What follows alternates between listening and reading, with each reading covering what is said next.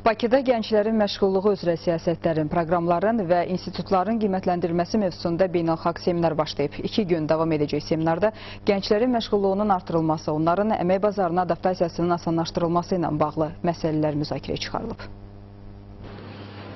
Son illər ölkə rəhbərliyi tərəfindən təsdiq olunan dövlət proqramlarının uğurla icrası nəticəsində gənclərin təhsil səviyyəsi, məşğulluğun artırılması və sosial müdafiəsinin gücləndirilməsi istiqamətində ardıcıl tədbirlər görülür.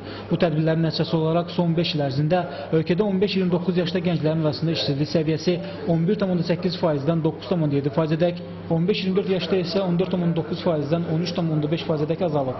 Bu uğurlara görə Azərbaycan Beynəlxalq Əmək Təşkilatı tərəfindən gənclərin məşğulluq problemlərinin həllində dünyada 10 lider ölkə sırasına daxil edilib. Gənclərin məşğulluğu üzrə siyasətlərin, proqramların və institutların qiymətləndirilməsi mövzusundakı beynəlxalq seminarda bu barədə məlumat verildi.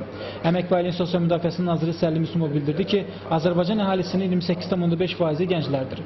2014-cü ilin sonuna isə demoqrafik yük əmsalı 1990-cı ilə nisbətən 1,7 dəfə azalaraq 40 nəfər təşkil edib. Vurgulandı ki, ölkəmizdə yeni məşğulluq konsepsiyasının hazırlanması üzrə işlər aparılır. Konsepsiyada gənclərin məşğulluğunun artırılması məsələsinə xüsusi yer ayrılacaq. Məşğulluq strategiyası 4 əsas bölümün əlaqələndirilmiş kompleks şəkildə nəzərə alınmasını ehtiva edir. Bunlar da qeyd etdiyim kimi, 1. Ölkənin iqtisadi inkişafı, iqtisadi böyümə, 2. Deməli, ölkənin əhalisinin sürətli artımı, yəni demoqrafiya, 3. Təhsil və nəhayət 4-cüsü bütün bunlarla birlikdə məşğulluq problemlərinin həlli.